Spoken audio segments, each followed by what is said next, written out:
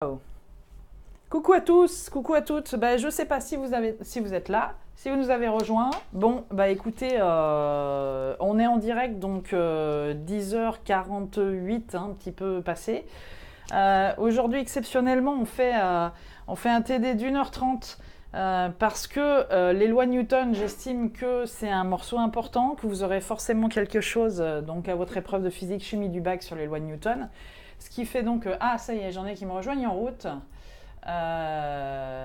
Ok, super. Eh ben, génial. Donc, si vous m'entendez... j'ai... Hola, hola, hola, mujer. Hola, guapa chica. J'ai journée qui arrive en direct, donc c'est bien.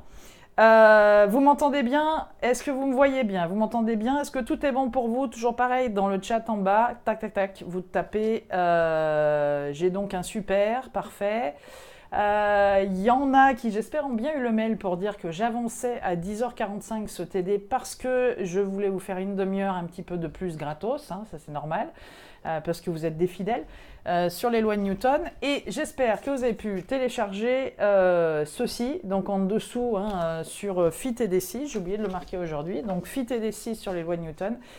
Dites-moi si vous avez pu le télécharger, vous me faites OK ou non, problème, machin. Bon voilà, je pense qu'au fur et à mesure, maintenant, vous prenez habitude et vous pouvez télécharger tous vos docs en dessous, des vidéos. Alors, je mets une pré-vidéo qui est toujours la même, maths CM1, la dérivation des fonctions.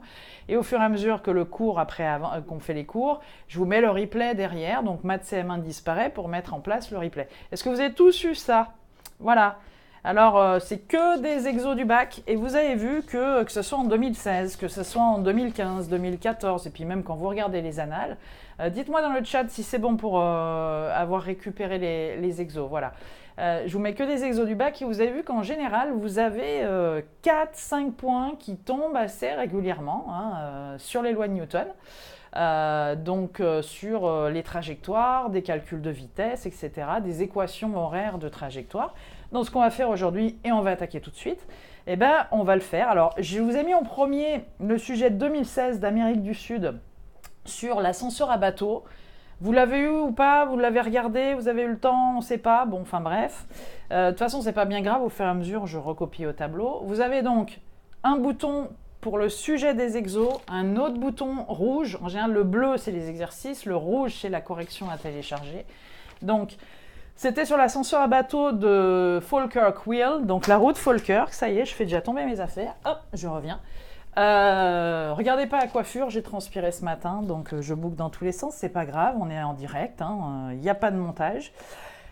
Très intéressant, pourquoi? Juste pour revenir sur les histoires de trajectoire, notamment sur un mouvement qui est circulaire.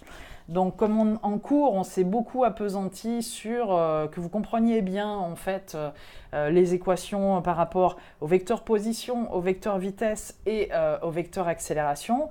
Là-dessus, je vais revenir un petit peu, c'est pour ça que je vous l'ai mis, sur les trajectoires circulaires. Alors, l'ascenseur à bateau de Falkirk, vous avez des photos en fait dans le sujet qui vous ont mis, donc on voit un peu à quoi ça ressemble. Il y a un canal en haut ici, par où arrivent les bateaux, et puis ils rentrent dans l'ascenseur, la roue tourne et on les met dans un niveau plus bas dans l'ascenseur, c'est ce qui est schématisé ici, en coupe de profil, ok? Coupe de profil, donc on vous dit, elle mesure, alors on va vous donner toutes les dimensions, je passe sur les données de l'énoncé. Je ferai dans les 15 jours avant vos épreuves une masterclass de 2 heures un soir. Donc si vous êtes intéressé, pour ceux qui sont inscrits à Révise ton bac, qui ont payé leur abonnement, il n'y a pas de problème, c'est gratos pour eux. Après, j'inviterai des personnes, s'il y en a qui veulent nous rejoindre. Je ferai une masterclass spéciale pour bien que vous compreniez la méthode d'analyse de l'énoncé. En physique-chimie, tout ce qui est là, si on vous le met, c'est pas pour faire déco, c'est que ça va vous servir. Et bien souvent, vous avez des indices qui vont vous intéresser là-dedans. Donc, je vais passer sur tout l'énoncé. La seule chose ici qui nous intéresse, c'est qu'ils disent qu'ils veulent qu'on note V, la valeur de la vitesse, vecteur V, et de même A, la valeur du vecteur accélération. Donc, on nous met une convention d'écriture. On ne veut pas que vous preniez M pour la vitesse et W pour l'accélération. Donc, on passe. Et on arrive tout de suite donc à l'énoncé du sujet, à savoir qu'on vous dit Bah, la première des choses, donc ça nous fait faire une petite révision sur le référentiel. C'est bon, vous avez tous su, n'hésitez pas à me le mettre dans le chat. Hein. Mettez-moi dans le chat que vous avez tous reçu, que vous avez tous pu télécharger le document. Il y en a qui ne sont pas encore arrivés, donc j'espère qu'ils n'ont pas loupé le mail, comme quoi je disais qu'on avançait le cours, mais c'est pas grave. J'en ai qui sont là, j'ai Léa qui est là, j'ai Margot qui est là. Donc dites-moi au moins toutes les deux si vous avez pu télécharger ça, hein, si vous y accédez. Alors, vous voyez qu'ici, je vous le grandis un peu. On a une première question qui va porter sur le référentiel. Ça va aller très vite, je pense que vous avez tous compris, d'accord? Une deuxième question sur une trajectoire circulaire, donc c'est intéressant qu'on la fasse, pardon. Et c'est pour ça que je vous ai mis ce sujet. Allez, on avance vite fait. Je vais juste... Non, là, ça va, j'ai du truc. Je vais juste, donc, en fait... vérifier. Non, ça c'est bon. Allez, la première chose qu'on vous disait, c'est le système donc considéré constitué d'un godet qui contient l'eau et d'un bateau. Donc on a compris que la roue, selon le schéma, hein, je schématise, hein, là il y a un axe de la roue, et puis ici vous avez un godet dans lequel vous avez de l'eau et vous mettez un bateau, d'accord? Et puis en bas, vous avez un autre godet, et la roue va tourner en fait pour amener le bateau du canal supérieur vers le canal inférieur qui est ici. Hein. Ici, vous avez un canal inférieur avec de l'eau. Donc, il arrive par un canal en haut. La roue tourne et on le met en bas. En fait, ici, c'est un sas. Hein. C'est un compartiment comme dans une navette spatiale. On va fermer le sas d'un côté et de l'autre pour que l'eau reste dedans avec le bateau, bien sûr. Hein. On va descendre. Ensuite, on ouvrira le sas et le bateau pourra repartir dans le canal plus bas. Donc super truc, hein, ça a dû coûter très très cher, mais c'est pas grave. Et donc on a bien compris qu'on a un mouvement de bascule comme ça et un mouvement circulaire. Et on vous dit, il est constitué d'un godet qui contient de l'eau et un bateau, d'accord? Et on considère ici, donc dans cet exercice, que quand j'ai cliqué dessus ce matin, ok. Donc on considère ici, t'as bien cliqué sur le bouton, Léa? Sur le bouton télécharger le fichier. Voilà, c'est logiquement, j'ai testé, hein, le fichier se télécharge. C'est bon, t'as le fichier alors. Alors c'est un bouton bleu, télécharger les exercices. Après ça ouvre un autre écran, ça ouvre un PDF et puis il faut le télécharger le PDF. Hein? Donc je continue. Ouais, mais la vidéomath, ça c'est normal. La vidéomath, je vous l'ai dit, elle y est sur toutes les pages. Au fur et à mesure que vous avancez dans vos cours, la vidéomath va partir pour y mettre à la place le replay. Donc vous avez un bouton pour un bouton un petit peu arrondi sur fond orange, c'est pour venir ici en classe avec moi en direct. Vous avez au-dessus un bouton bleu, c'est marqué télécharge les exercices. Et en dessous, un bouton avec du rouge, en lettres rouges, c'est marqué télécharge la correction. Ok? Mais la vidéo, par défaut, avant que le cours se déclenche, c'est la vidéo de maths, c'est normal. Hein? Pourquoi? Parce que si jamais on se fait pirater les accès, la personne qui accède ne peut pas voir le cours comme vous, parce que vous êtes inscrit et que vous avez payé les révisions. Donc c'est normal, c'est pour éviter le piratage. Donc par défaut, avant le cours, il y aura toujours la vidéo de maths. Un bouton bleu, enfin en lettres bleues, télécharge tes exercices. Un bouton rouge, télécharge ta correction. Et un bouton orange, clique ici pour accéder à ta salle de classe. D'accord? Donc, il faut cliquer sur les lettres bleues et les lettres rouges, les deux boutons lettres bleues et lettres rouges, pour avoir tout ça. Hein? Ok? Allez, je continue. Donc, on assimile l'endroit où il y a le bateau, donc ce sas où il y a l'eau, le bateau, etc. On l'assimile donc à un godet qui a un centre de gravité G. D'accord? Donc, bien évidemment, on en est toujours à la même définition, n'oubliez pas, hein, dans tout exercice donc, sur les lois de Newton. Ici, ça va être la question, ça va être de définir le référentiel d'étude. D'accord? 2, ça sera de définir le système, enfin ça pour moi ça veut dire système, excusez-moi en abréviation. Le système qu'on étudie, bah, c'est le godet avec le bateau et son eau dedans et il y a un centre de gravité ici, d'accord? 3, eh ben, là, on va faire l'inventaire des forces. Et 4, on posera nos lois de Newton pour pouvoir définir les équations horaires de trajectoire, donc du vecteur position, vecteur vitesse, vecteur accélération. Ok? Ça marche? Bien. Donc 4, on appliquera les lois. C'est toujours comme ça que ça se définit un exercice avec des lois de Newton. Application des lois de Newton. Ok? Donc ici, la première question consiste à dire le système est constitué d'un godet qui contient l'eau, le bateau. Il est assimilé à un point matériel G qui est assimilé au centre du godet. Et attention, ce point G, pour moi, c'est pas que le poids du bateau. C'est le poids du bateau, c'est le poids de l'eau, puis éventuellement, c'est le poids du godet. Hein, mais on verra ça plus tard. Le référentiel d'étude du mouvement, c'est la première question qu'on vous pose, d'accord ? Pour appliquer les lois de Newton, il faut choisir un référentiel galiléen. Et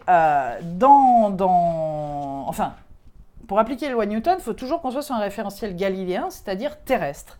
Et on vous propose ici 3 référentiels dans lesquels il va falloir que vous choisissiez lequel est le bon. On vous dit 3 personnes observent le système lorsque le bras tournant est en mouvement. On a un touriste donc, qui est sur la berge ici. Je vais vous le faire là. Voici le touriste. Salut, c'est moi le touriste. Et je regarde ce qui se passe. Donc on me dit que lui, c'est le référentiel R1. C'est-à-dire que si je mettais mon repère de Freinet, souvenez-vous, ici, d'accord, à la place du bonhomme. Donc ici, j'aurais mon X. Mettons qu'ici, j'ai mon Z. Et qu'ici, j'ai mon Y. Allez, mettons qu'on le mette comme ça, peu importe. On peut mettre X, Y, Z dans tous les sens, peu importe.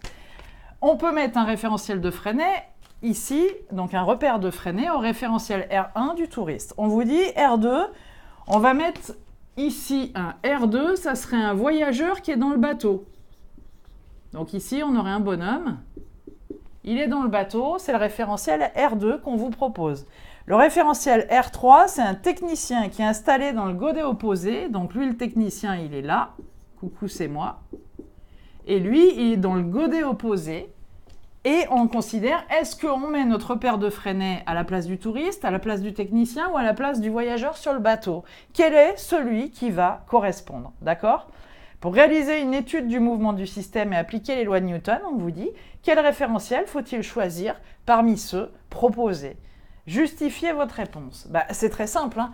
Ici, vous êtes bien d'accord ce que je vous ai dit l'autre jour. Si vous choisissez un référentiel qui lui-même est en mouvement, alors il va être en mouvement et il va observer quelque chose qui est en mouvement par rapport à lui. Vous aurez 2 mouvements ensemble, ça sera donc des déplacements relatifs de l'un par rapport à l'autre. C'était le système de « je suis sur le wagon de ma locomotive » ou « je suis dans l'arbre et je regarde la locomotive avancer ». Si vous avez 2 systèmes, l'observateur, enfin le repère de Freinet qui bouge et le mobile que vous voulez étudier dans votre exercice qui bouge aussi, ça ne va pas marcher, d'accord? Donc tout ce qui va être dans une partie en mouvement, à savoir les 2 sas ici, les 2 godets, ne va pas être bon. Le référentiel R2 et R3 ne va pas être bon. Si je suis sur le bateau, d'accord, je vais bouger en même temps que mon godet avec mon point G. Donc finalement, il n'y aura pas de trajectoire, ça sera immobile. D'accord ? Le bateau par rapport à moi ne va pas bouger puisque je suis sur le bateau. Il n'y a aucune trajectoire, il n'y a aucun déplacement. Si je suis en R3, qu'est-ce qui se passe ? Si je suis en R3, je vais bouger en même temps que lui et je vais bouger de manière diamétralement opposée. Donc en fait, ma trajectoire va être l'inverse de celui-ci. Mais donc comme je bouge et que lui il bouge, si je mets mon repère de Freinet ici, j'aurai en fait un déplacement qui est constant. Ça va être constant à chaque fois.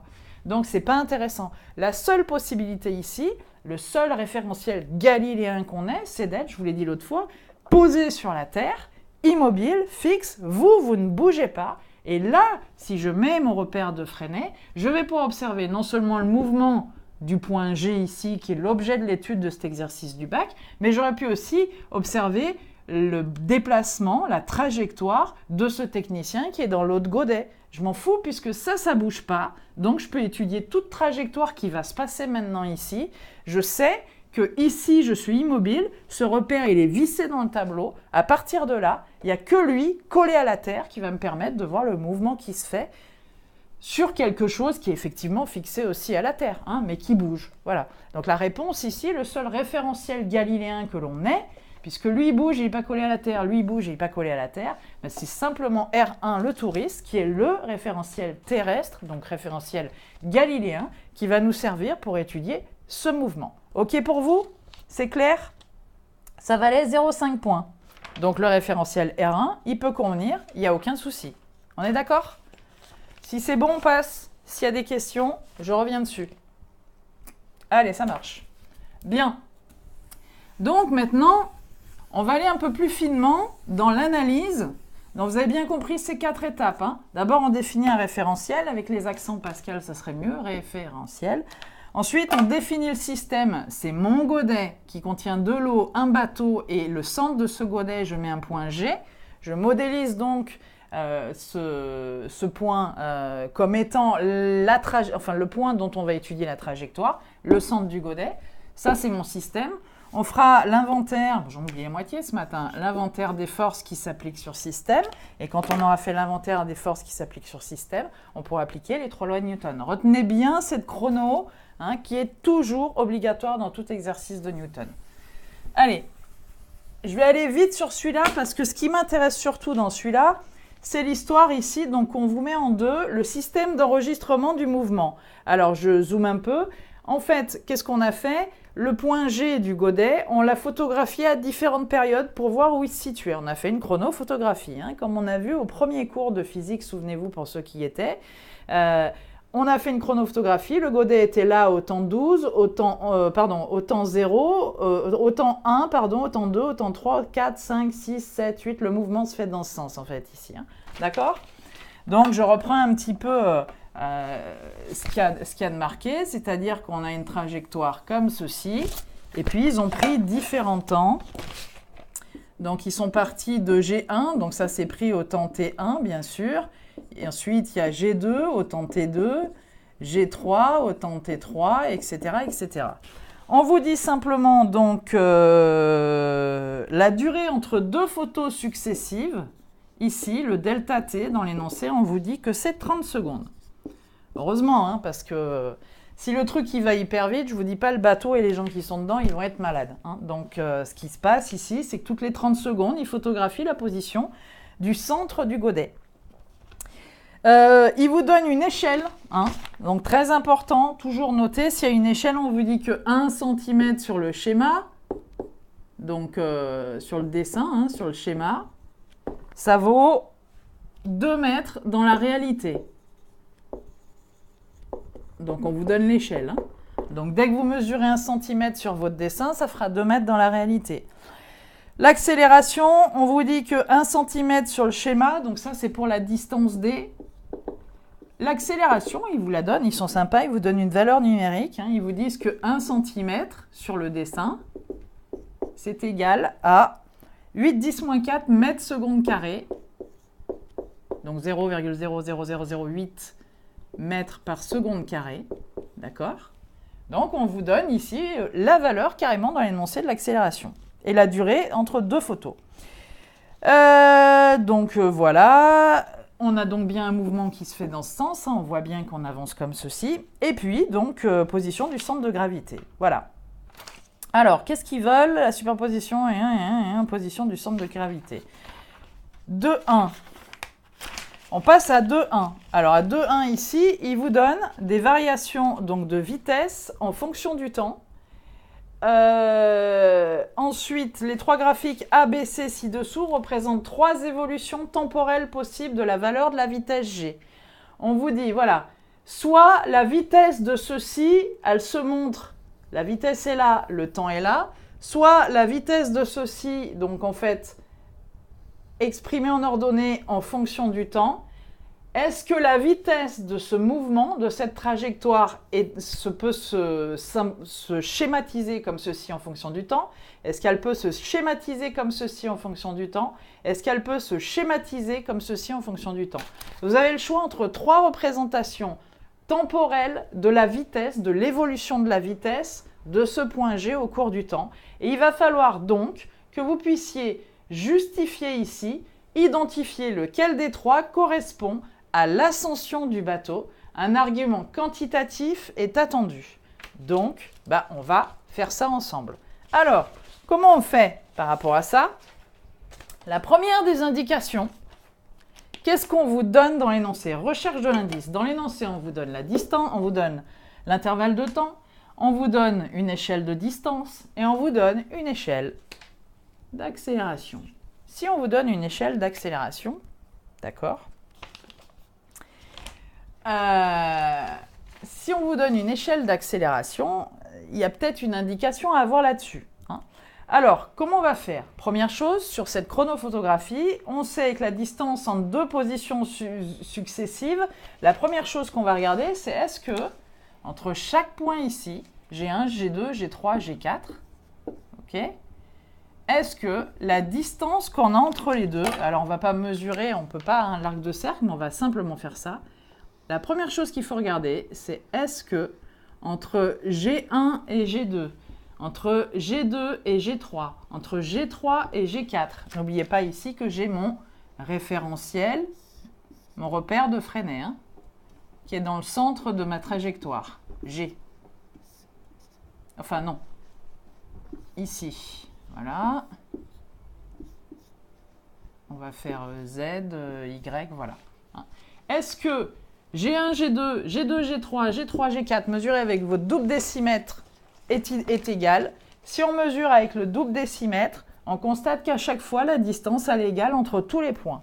Si la distance est égale entre tous les points, d'accord? Et qu'elle est mesurée à des intervalles égaux, ça veut dire tout simplement que je vais avoir la distance G1, G2, G1, G2 sur T2 moins T1, qui va être égale à la distance entre G2 et G3, entre T3 et T2, puisqu'on a toujours le même intervalle de temps de 30 secondes. Hein. OK. Ça sera égal à G3, G4, ainsi de suite, on peut tous les marquer. On est bien d'accord que la distance étant la même tout le temps, je me mets du feutre, l'intervalle de temps étant le même tout le temps, on va donc trouver tout le temps la même chose ici. Alors souvenez-vous du cours, la distance, un intervalle de distance, un delta D sur un delta T, c'est ni plus ni moins que la vitesse, d'accord? Donc ici, si je voulais m'amuser à faire ceci sous forme vectorielle, le vecteur vitesse en fonction du temps, il serait bien égal à delta, j'ai le delta de la position OG, donc on peut dire aussi c'est le delta du vecteur position. On a vu l'autre fois que par la construction de Schall, OG1, OG2, on pouvait trouver que c'était donc G1, G2, que c'était OG2 moins OG1. On l'a vu en cours, la construction vectorielle, d'accord, sur delta T. Donc, quel que soit le point ici, ma vitesse en fonction du temps, elle est constante. D'accord? Puisque ma distance est toujours la même entre les deux points et que mon intervalle de temps de 30 secondes est toujours le même. On est d'accord? Est-ce que c'est bon pour vous? Donc ici, cette distance est mesurée à intervalles de temps qui sont égaux et cette distance est toujours la même. Qu'est-ce qui se passe si la vitesse est constante? Je reprends mon schéma. Quel que soit le temps, ma vitesse, mon vecteur vitesse ici sera toujours le même. Il faut que j'essaie de vous le faire d'une autre couleur, mais j'ai paumé mon stylo bleu neuf. Donc ici, j'ai mon vecteur vitesse V1. Ici, j'aurai mon vecteur vitesse V2. Donc il aura changé de sens parce qu'effectivement, on est tangent à la courbe. Hein. V3, V4. Mais il aura toujours la même norme, la même intensité. La vitesse est constante, donc dans ce graphique qui est ici, d'accord? Quel est le seul graphique qui montre que la vitesse est constante en fonction du temps? C'est celui-ci, parce que la vitesse est toujours à l'horizontale. Quel que soit le temps qui coule, ma vitesse vaut toujours la même valeur. Ici, ma vitesse diminue en fonction du temps, ça veut dire qu'on aura un mouvement décéléré, donc varié. Ici, ma vitesse augmente en fonction du temps, ça veut dire qu'on aura un mouvement varié et notamment accéléré, puisqu'on augmente la vitesse. Donc ici, le seul schéma qui correspondait, c'était le schéma B. D'accord? Donc regardez toujours, prenez vos doubles décimètres, on vous donne une échelle. Si on vous donne une échelle, paf, ça veut dire que cette échelle, il faut l'appliquer ici, il faut l'appliquer ici, ici. Et si on trouve sur tous les points la même distance, par ce raisonnement, avec le même intervalle de temps, on en déduit que la vitesse est toujours constante. Ok? Ça va pour vous? Donc c'est bon. On nous dit un argument quantitatif est attendu. Écoutez, donc on va faire un argument quantitatif est attendu. On va calculer. Donc on s'est amusé à dire voilà ici si je reviens sur un aspect, je vais me mettre là. Donc vous avez vu que mon repère est là. Hein. Je vais le faire un petit peu ailleurs mon repère. Voilà, je vais le faire comme ça. pour me libérer la partie gauche du tableau. Donc, mon repère de Freinet. Voilà. Un argument quantitatif est attendu, il n'y a pas de problème. Si vous avez besoin d'un argument quantitatif, alors le mieux pour éviter, comme souvent vous avez des petits schémas, hein, vous avez vu, c'est ce qu'on vous donne, c'est tout petit sur la feuille A4. Donc pour éviter les erreurs d'incertitude, parfois prenez entre 2 points, enfin entre 3 points. Comme ça vous permet d'avoir une meilleure mesure plus longue. Hein. Donc par exemple, vous prenez entre G1 et G3, vous mesurez la distance G1-G3. Par contre, n'oubliez pas qu'entre G1 et G3, vous aurez 2 fois 30 secondes. Donc le T en bas, ça sera T3 moins T1, c'est-à-dire 60 secondes. Mais le fait d'agrandir en sautant un point, ça permet d'avoir une meilleure mesure, parce que là, c'est tout petit sur la feuille, donc des fois, on peut faire des erreurs de millimètres. En prenant entre G1 et G3, c'est vrai que ça nous permet d'avoir une mesure un petit peu plus grande et donc un peu plus lisible à l'œil. Hein. Donc, qu'est-ce qui était attendu ici? C'était de dire, je prends par exemple V à l'instant 3, la mesure en V2, pardon. J'ai encore fait tomber un truc. Donc, je vais prendre ma mesure, je ne sais pas, moi, en V2, par exemple, parce que effectivement, quand je prends entre G1 et G3, c'est que je calcule finalement ce qui se passe au milieu en G2. Donc, je vais prendre la mesure de ma vitesse en V2. Je vais dire que c'est par exemple G3, donc G1, la distance G1, G3, pardon, divisé par T3 moins T1. Pourquoi je vous ai dit l'autre jour, toujours prendre celui du milieu, l'encadrer par 2 points pour pouvoir faire déjà une mesure un peu plus grande, comme je viens de vous le dire. Et en prenant la distance entre G3 et G1, on est bien d'accord qu'on fait une approximation de ce qui se passe sur G2. On est bien sur la vitesse V2. Il ne faut pas oublier ça. D'accord? Ok? Ça marche? Bien. Alors, ici, G1, G3, vous aviez donc, je ne sais pas, vous avez mesuré peut-être. Alors, ils disent qu'on mesure à peu près 3,5 cm. Bon, 3,5 cm. Attention, on est en centimètres. Attention, ici, on a des mètres. Donc, ça va faire 3,5 10 moins 2, d'accord? Alors, 3,5... Alors, 1 cm, ça fait 2 mètres. Donc, si je mesure 3,5 cm fois 2, parce que je suis à l'échelle, d'accord? 1 cm fait 2 mètres, 3,5 feront 7 mètres. Divisé par T3 moins T1, c'est-à-dire donc soit 60 moins 0, enfin 2 fois 60, d'accord? 2 fois 30, pardon, soit 60 secondes. Ça nous fera donc du 7 divisé par 60. 7 divisé par 60, on va trouver que V2 ici fait 0,11 mètres secondes. D'accord? Donc, expliquer numériquement, ça veut dire ça. Hein. D'accord? Justifier numériquement. Un argument quantitatif qui est attendu, ça veut dire ça, c'est l'argumenter par le calcul. Après, vous auriez pu prendre, je ne sais pas moi, G5 ici, G6 ici et G7. Alors, faites-en 2, hein, c'est mieux. Vous auriez pu dire, je vais calculer V6, là. Donc, pour calculer V6, il aurait fallu que je prenne la distance entre 7 et 5, hein, ceux qui l'encadrent. Donc, G5, G7 sur 2 delta T, hein, d'accord? G5, G7, on aurait trouvé aussi 3,5 puisqu'ils sont tous espacés de la même manière. On aurait divisé donc 3,5 que multiplie 2 l'échelle, le tout par 2 delta T 2 fois 30. On aurait trouvé encore 0,11 mètres secondes. Donc on aurait pu dire, on voit bien qu'à n'importe quel point, par extension, la vitesse est constante, donc c'est bien le schéma B. D'accord? Ok? C'est bon pour vous? Ok, ok? Bien. Si c'est bon, j'ai fait juste tout ça. Donc ça, c'est uniquement comprendre les trajectoires. Hein. 1 cm égale 10 moins 4. C'est pour comprendre les trajectoires. Pendant ce temps, je récupère mon stylo rouge. Après, la question qu'on vous posait, c'était donner la nature du mouvement du point G en justifiant les termes employés. Bon, donc on a vu une chose, c'est que la vitesse, elle est constante. Et on a vu qu'elle faisait, par le calcul, 0,11 mètres par seconde. Ici, c'est ce qu'on aurait trouvé aussi, hein, 0,11 mètres par seconde, hein, si j'ai fait le calcul de V6. La vitesse est constante. Le mouvement décrit une trajectoire circulaire. C'est donc un mouvement circulaire uniforme. D'accord? Uniforme, pourquoi? Parce que la vitesse est constante. C'est comme ça qu'on le justifie. Donc, le mouvement est circulaire car la trajectoire est un cercle. Il est uniforme car il se fait à vitesse constante. Il fallait juste marquer ça et ça vous rapportait 0,5 points. D'accord?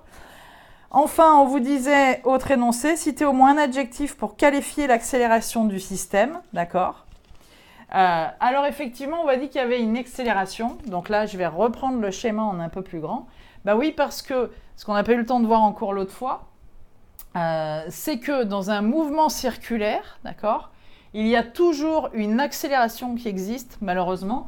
C'est ce qu'on appelle notamment, vous savez, quand on fait tourner un poids, quand on va le voir après avec l'exercice du lanceur de marteau, on fait tourner un poids, d'accord? Et si on lâche ce poids va avoir tendance à partir. Pourquoi? Parce que quand on est dans un mouvement circulaire, il y a toujours une accélération. Et cette accélération, je vais vous la modéliser ainsi. Donc ça, vous l'avez peut-être vu en cours ou pas du tout. Donc je peux effacer ça parce qu'on l'a vu. Je vais faire un zoom. Je vais faire un zoom là-dessus. Vous avez donc votre trajectoire, comme ceci. Ouh, c'est pas terrible ce que je fais. Voilà. Ici, donc, c'est le point G à différents moments, hein, G1, G2, etc. Bon, mettons que je sois donc ici en G12, par exemple. Hein. Voilà. On a bien notre vecteur vitesse, hein, ma trajectoire se faisant dans ce sens. Hein. Je vais avoir mon vecteur vitesse, il n'y a pas de problème, donc ici V12. Mais il y a toujours dans un mouvement circulaire une accélération. Donc cette accélération ici, elle est toujours décomposée de la même manière. C'est la question qu'on me posait l'autre fois. Notamment l'accélération, ici, elle va avoir deux composantes. Elle va avoir, donc dès lors qu'on décrit un mouvement uniforme, c'est-à-dire qu'il y a une force qui retient finalement ce point G. La force est ici au centre de la trajectoire. Il y a quelque chose qui physiquement tient le point G dans la rotation, qui s'il n'existait pas, qu'est-ce qui ferait le point G? Il tomberait. Donc comme il existe cette force, en tournant, cette force va exercer, puisqu'on va avoir une somme des forces, va exercer une accélération. Dans un mouvement circulaire, il y a toujours une accélération qui s'exprime de la manière suivante. On a toujours une accélération donc, qui va être tangentielle, la composante tangentielle de l'accélération. Donc, c'est ce qu'on appelle accélération tangentielle. Et on a toujours une accélération qui se fait selon le rayon de la trajectoire, qu'on appelle l'accélération normale. C'est la composante normale du vecteur accélération. Et en fait, mon accélération dans un mouvement circulaire, au total, c'est la somme de ces deux vecteurs, c'est la somme vectorielle de ces deux vecteurs, la somme vectorielle de sa composante tangentielle qui se fait tangentiellement à la trajectoire et de sa composante normale qui se fait dans le sens du centre de la trajectoire. On fait la somme vectorielle, une construction vectorielle comme on sait le faire en mathématiques depuis votre classe de seconde de mémoire. Et ici, vous avez votre vecteur accélération. Le vecteur accélération, c'est la somme en fait de sa composante tangentielle et de sa composante normale. Il me semble que c'est Léa qui me posait cette question l'autre soir en disant est-ce que c'est le vecteur normal? En fait, c'est ça. Ici, on parle uniquement de vecteur normal et tangentiel pour l'accélération dans un mouvement circulaire. D'accord? Le mouvement circulaire, c'est pour ça qu'ici, vous avez une accélération déterminée. On dit que sa valeur est de 8×10-4 mètres secondes carrés. Donc ici, c'est ce qui vaut. D'accord? Et on voit bien que ce vecteur accélération, il est dirigé vers l'intérieur. D'accord? Donc c'est toujours pour ça que ici, l'accélération, elle est centripète. Elle a tendance à aller vers l'intérieur. On est OK là-dessus? Voilà. Donc pour un mouvement circulaire qui est uniforme, s'il avait été accéléré, c'est encore différent parce que ça aurait changé. Mais pour un mouvement circulaire qui est uniforme, à vitesse constante, on a toujours une composante tangentielle à la trajectoire, une composante perpendiculaire à la trajectoire. Et le vecteur accélération est la construction vectorielle des deux. et il est toujours tourné vers l'intérieur. Il suffit de faire la construction vectorielle, hein, il n'y a pas de problème. Et voilà, et donc c'est ce qu'on appelle ici, la question qui vous était posée, c'était citer au moins un adjectif pour qualifier l'accélération du système. L'adjectif ici, c'était centripète. On est OK? Est-ce que c'est bon pour vous? Cet exercice avait pour but simplement de vérifier vos connaissances avec un petit calcul de vitesse, de tout le vocabulaire et de l'étude d'une trajectoire. Celle-ci étant la plus compliquée, hein, c'est la trajectoire circulaire parce qu'il existe toujours, comme je viens de vous le dire, une accélération. Après, on aurait pu vous donner des exercices avec des trajectoires rectilignes, donc des mouvements rectilignes uniformes, même espace-temps à chaque fois et même distance à chaque fois, hein, entre les deux. Okay. Ou on aurait pu vous donner ceci, c'est-à-dire qu'à un moment donné, par exemple là, on vous disait à l'instant T bidouille, d'accord? À l'instant T bidouille, qu'est-ce qui se serait passé?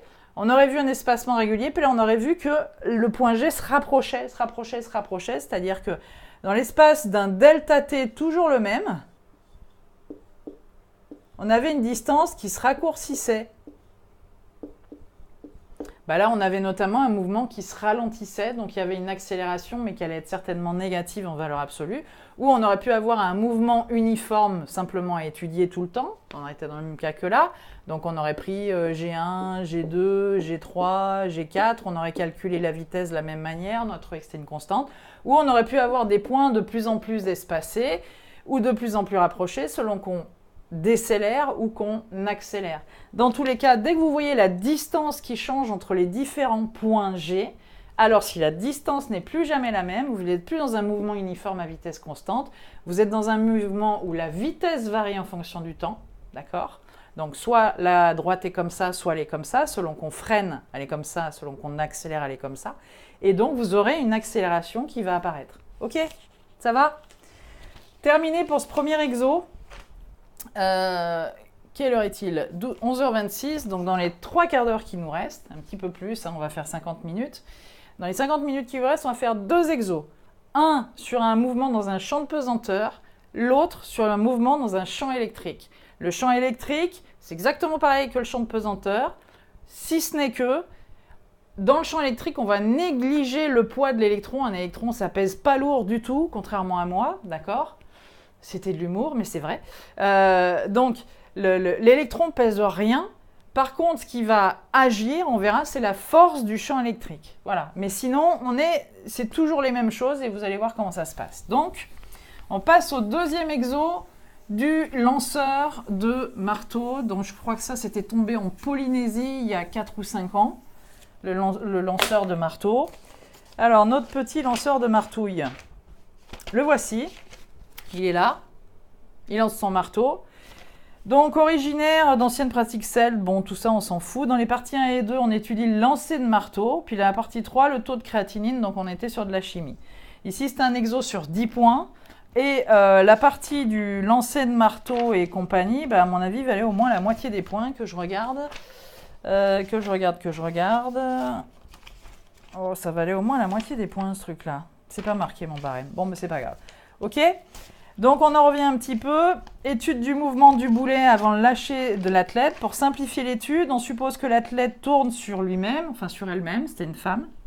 D'accord? Donc, l'athlète tourne sur lui-même. Il est ici, l'athlète, et le boulet, il est là. Donc, on est toujours dans un mouvement circulaire.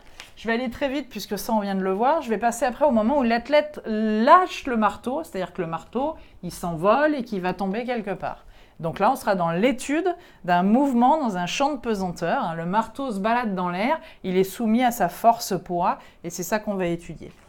Donc je passe vite sur la partie circulaire. On dit à partir de la définition du vecteur accélération, justifier qualitativement l'existence d'une accélération lors d'un mouvement circulaire. D'accord? Donc, justifier qualitativement, c'est simplement dire, on a vu, dans un mouvement circulaire, il y a toujours une accélération.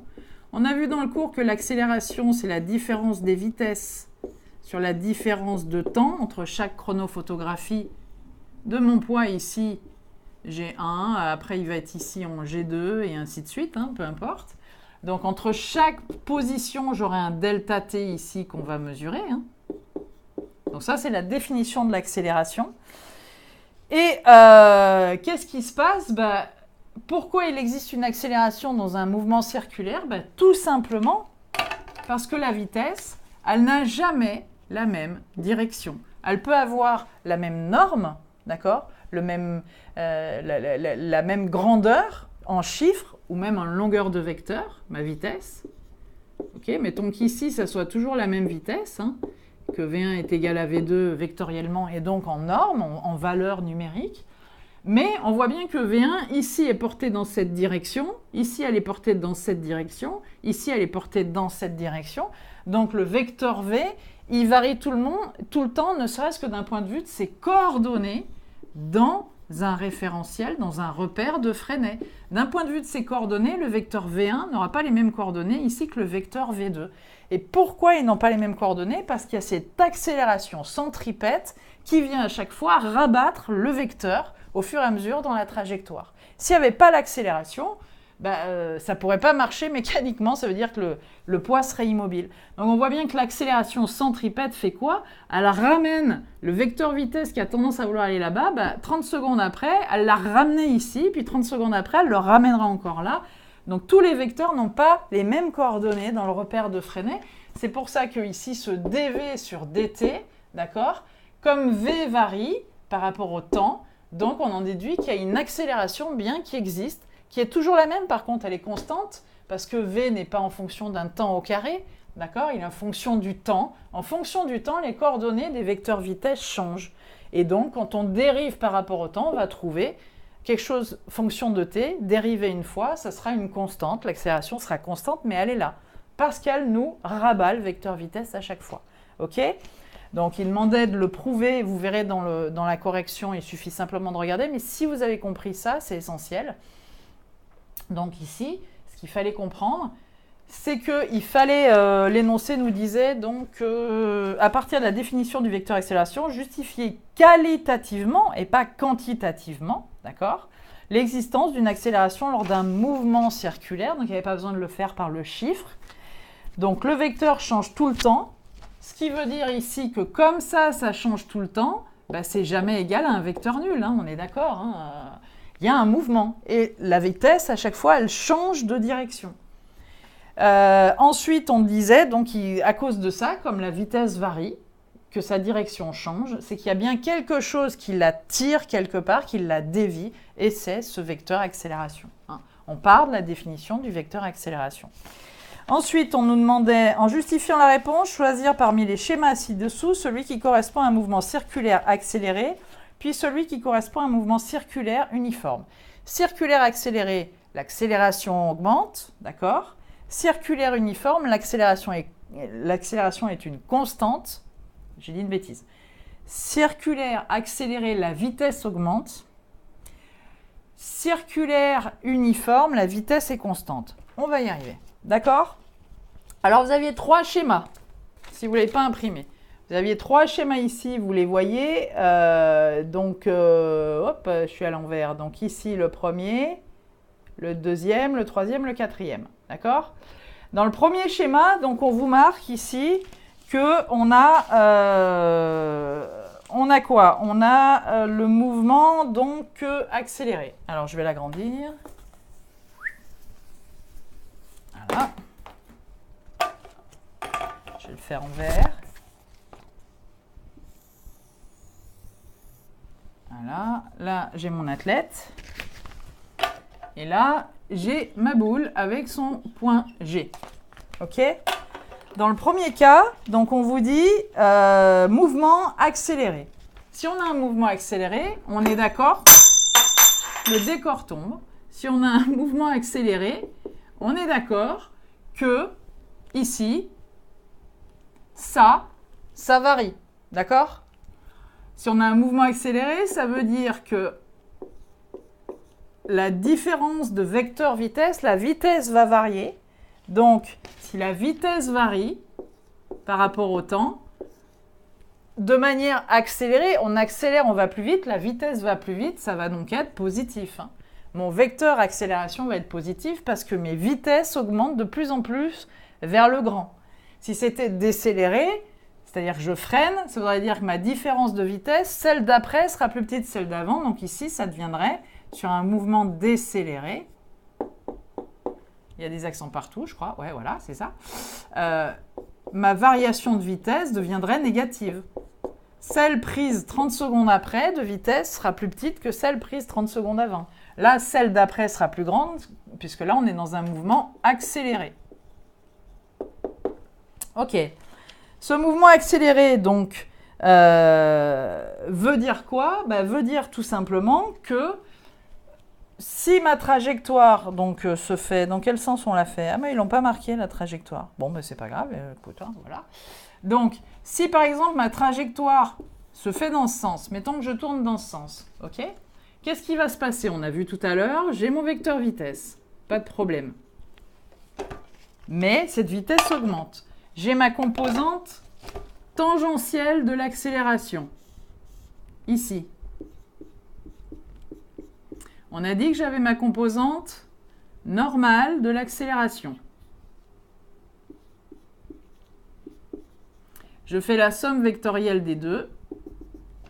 Et je me retrouve donc, dans ce cas précis, pour avoir une accélération de la vitesse, d'accord? Avoir un vecteur accélération qui est comme ceci. Normal, hein, si je veux accélérer, que la vitesse aille de plus en plus vite, il faut que mon vecteur accélération dépasse le vecteur normal. Hein, on est OK? Si mon accélération dépasse le vecteur normal, on voit bien que j'ai tendance à pousser ici, rabattre la vitesse à chaque fois, mais à pousser mon point de plus en plus vite. Donc je pousse mon point vers l'intérieur et c'est ça qui l'entraîne dans le mouvement circulaire à chaque fois. Ça va? Donc ce qui marchait ici, c'était le schéma 3. D'accord? A, pour avoir un mouvement accéléré, si ça c'est le sens de rotation, hein, il faut que A soit dans le sens de rotation pour que l'accélération, enfin, pour que le vecteur A accélère la vitesse. OK? Après, on disait pour un mouvement uniforme, d'accord? Qu'est-ce qu'il faut qu'il se passe pour qu'un mouvement soit uniforme? Donc là, je vais prendre un deuxième cas de figure. Je vais me placer ici, par exemple. Hein. Alors non, je vais effacer. C'est compris pour ça? Hein? Il faut que le vecteur A dépasse le vecteur normal, c'est-à-dire qu'il soit dans une construction qui soit dans le même sens que le vecteur vitesse, c'est bon? Répondez-moi si ça pose un souci. Hein. Maintenant, je vais faire le mouvement uniforme. Le mouvement uniforme, c'est quoi? Le mouvement uniforme, donc je vais me mettre là. J'ai la boule du marteau, mon marteau qui est là.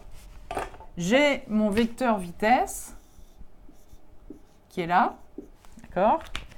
Et j'ai toujours ma composante, peu importe hein, sa longueur, c'est pas grave, ma composante du vecteur accélération tangentielle et ma composante du vecteur accélération qui est normale. D'accord? Par construction vectorielle, ici, pour que le mouvement soit uniforme, il va falloir que je ne tire pas dans ce sens, que ma composante ne soit pas dans ce sens, on est d'accord?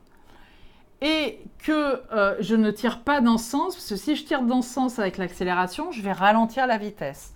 Il va donc falloir en fait ici, pour qu'un mouvement soit uniforme dans une trajectoire circulaire, il va falloir simplement que mon vecteur accélération global soit égal à mon vecteur normal.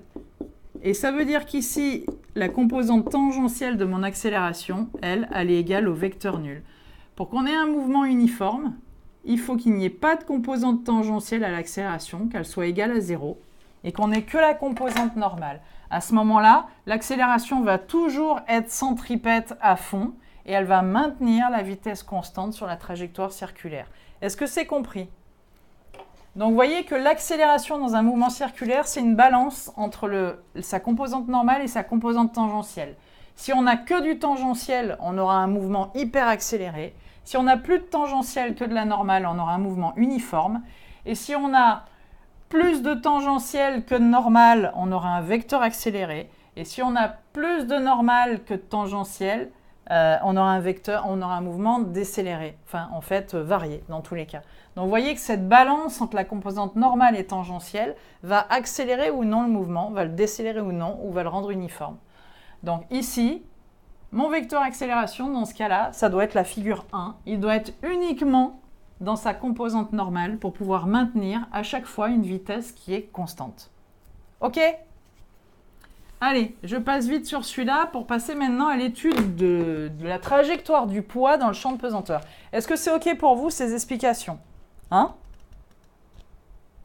Alors, en appliquant la seconde loi de Newton, justifiez le fait que dans le cas du mouvement circulaire uniforme, le poids du boulet soit négligeable devant la force exercée par le câble sur le boulet.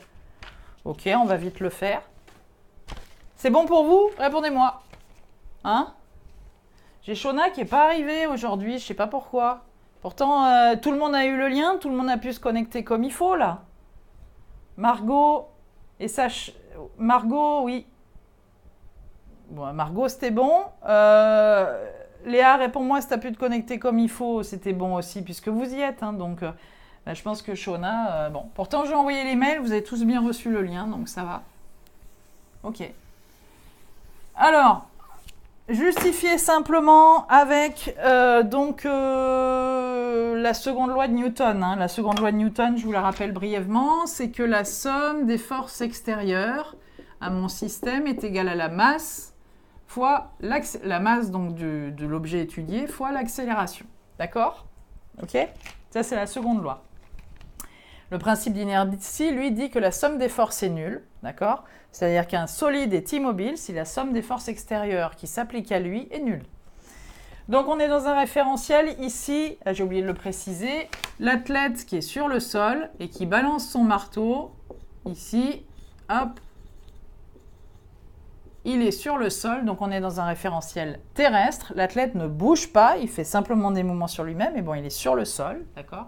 Donc je peux mettre mon repère de Freinet ici, au milieu de l'axe de l'athlète, hein, et on est dans un référentiel terrestre galiléen. Ensuite, ils nous disent donc par la deuxième loi de Newton. Bon, mais il n'y a pas de problème. La deuxième loi de Newton dit que la somme des forces extérieures appliquées au boulet, puisque ici, le système qu'on étudie, ce n'est pas l'athlète, hein, n'oubliez pas, c'est le boulet matérialisé par son centre de gravité, le marteau. La somme des forces extérieures, donc qu'est-ce qui s'applique comme force sur ce boulet? On va agrandir. Là, j'ai la main de l'athlète, excusez-moi, hein, qui tient le truc avec un filin et qui arrive sur mon marteau. Et mon marteau, on le symbolise, donc on étudie la trajectoire de son point centre de gravité. Bien. Qu'est-ce qui se passe ici sur ce boulet? Quelles sont les forces qui s'exercent sur ce boulet? On nous a dit dans l'énoncé, justifier le fait que dans le cas du mouvement circulaire uniforme, le poids du boulet est négligeable. Ça, c'est ce qu'on veut atteindre. Lisez bien votre énoncé. On veut que vous montriez que le poids du boulet, qui est égal à m fois g, d'accord? Ici, donc, on a un poids sur ce boulet qui est égal à sa masse que multiplie g, l'intensité donc de pesanteur de la Terre, hein, d'accord? On veut justifier que finalement ça, c'est négligeable par rapport, on vous dit tout dans l'énoncé, hein, devant la force exercée par le câble sur le boulet. Bah oui, effectivement, il y a bien une force exercée sur le câble par le boulet, qui est celle-ci. Le boulet, il a, par le lanceur ici, une force qui est appliquée. Le lanceur le tire, ce boulet, pour pas qu'il s'en aille. Il le tire avec son câble. Alors, matériellement, il ne le tire pas, parce que comme il tourne, mais si jamais il voulait le soulever, par exemple, qu'il était posé au sol, il faudrait bien qu'il le tire. Donc, la force est toujours dans le sens du boulet, vers la main qui le retient. On est bien d'accord, cette main retient le fait qu'à cause de cette accélération qui existe dans les mouvements circulaires, le boulet, s'il n'était pas attaché, il partirait au bout d'un moment, d'accord? Ce qui va se passer quand il va lâcher la main. Donc, on a cette force ici. Et on a ce poids P. Bien. On veut justifier que finalement ça, c'est négligeable par rapport à ça. Comment on va faire? Ben, la seconde loi de Newton nous dit que la somme des forces extérieures, ça y est, on les a recensées. La force donc de traction, de traction qu'exerce le câble sur le boulet, de par la main de l'athlète, plus le poids, c'est égal à m fois l'accélération. Donc c'est ce qu'on va faire. Hein. On va dire que le poids du boulet plus la force de traction est égal à m, la masse du boulet, que multiplie le vecteur accélération. On est d'accord. Ensuite, apparemment, on est d'accord que ici, on a vu tout à l'heure, quand on faisait la trajectoire circulaire, donc je regarde d'en haut, en fait, ici, hein, je regarde avec mon œil comme ceci, je regarde d'en haut, on est d'accord, finalement, j'ai l'athlète qui est là, le boulet qui est là, le câble qui est là, et j'ai ma force, ici, de traction, qui est là. Et on a vu que cette force de traction allait logiquement, puisque là on est dans un mouvement, mouvement circulaire uniforme. Très important dans l'énoncé, on vous a dit que là on était dans un mouvement uniforme. Ok ? Uniforme, ça veut dire V égale constante. Et ça veut dire que le vecteur accélération, il est uniquement composé de sa composante normale. Ok ? Sa composante tangentielle n'existe pas. Ça veut dire que non seulement la force de traction du câble, mais aussi le vecteur accélération sont tous les deux dirigés vers A. Ils sont tous les deux dans le même plan, dans la même direction, dans le même sens, ces deux vecteurs, mais ils n'ont pas la même intensité, ça c'est clair. Hein. F vaut quelque chose en newton et A vaut quelque chose en newton aussi. On ne sait pas quoi, mais bon. Par contre, même sens, même direction, même plan. Donc, comme ils sont dans le même plan, si je m'amuse à étudier finalement que ce qui se passe dans ce plan-là, d'accord ? Que ce qui se passe dans ce plan-là, eh bien, c'est ce qu'on va faire. Je vais prendre donc mon repère de Freinet comme ceci.